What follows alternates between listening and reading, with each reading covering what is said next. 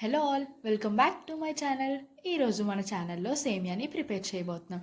మనలో చాలామందికి సేమియా అంటే చాలా ఇష్టం. ఈ సేమియాని ఎక్కువ తక్కువ స్వీట్నెస్ కాకుండా కరెక్ట్ టేస్ట్తో పర్ఫెక్ట్గా ఎలా చేసుకోవాలో చూసుకుందాం.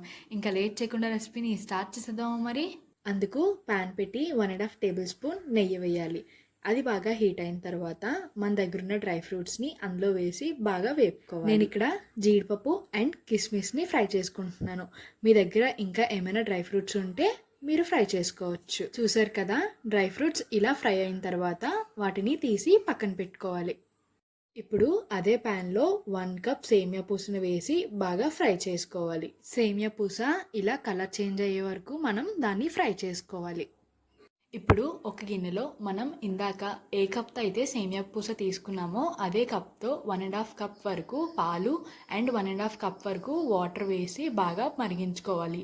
పాలు ఇలా పొంగిన తర్వాత మనం ఇందాక ఫ్రై చేసి పెట్టుకున్న సేమియా పూసని అందులో వేసి బాగా కలుపుకోవాలి. మనం ఇందాక ఏ కప్తో అయితే పాలు వేసుకున్నామో అదే కప్తో 1/2 కప్ వరకు పంచదార వేసుకోవాలి.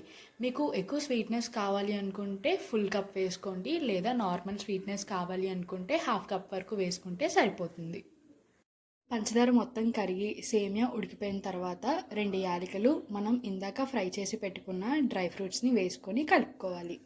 మీకు ఇలా లిక్విడ్ కన్సిస్టెన్సీలో కావాలి అనుకుంటే ఇప్పుడు దించేసుకోవచ్చు, లేదా మీకు కొంచెం ముద్దగా కావాలి అనుకుంటే ఒక 5 మినిట్స్ వరకు ఉంచి దగ్గర అయిన తర్వాత స్టవ్ ఆఫ్ చేసుకోండి. అంతే, ఎంతో టేస్టీగా ఉండే సేమియా రెడీ అయిపోయినట్టే.